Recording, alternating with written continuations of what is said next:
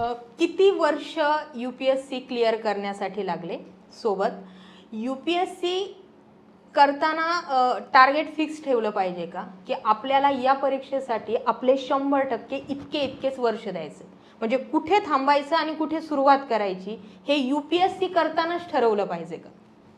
अगदी योग्य प्रश्न आहे. काय होतं, जनरली अभ्यास सुरू करताना प्रत्येकाचा प्लॅन हाच असतो की पहिल्या अटेम्प्टमध्येच क्रॅक करायची. बट ही एक्झाम अशी आहे UPSC की यामध्ये बरेचसे फॅक्टर्स आहेत. तुम्ही पूर्ण मेहनत केल्यानंतर, तुम्ही पूर्ण अभ्यास केल्यानंतर सुद्धा ह्या एक्झाममध्ये काही असे फॅक्टर आहेत जे तुमच्या कंट्रोल बाहेर आहेत. त्यामुळे एक्झाममध्ये कधी कधी वेळ लागू शकतो. तर एक चांगली स्ट्रॅटेजी अशीच आहे की तुम्ही सुरुवातीला स्वतःला कमिटमेंट केली पाहिजे की मी एकाच अटेम्प्टमध्ये काढण्याचा प्रयत्न करेल, त्यासाठी तेवढी मेहनत करेल.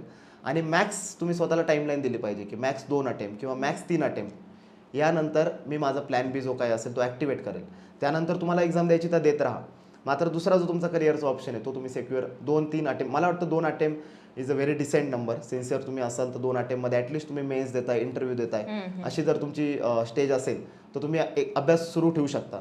मात्र 2-2, 3-3 अटेम्प्ट प्रिलिम्स निघत नसेल तर थोडासा प्लॅन बीचा विचार करून मग अभ्यास सुरू ठेवणं जास्त संयुक्तिक मला वाटतं ठरेल.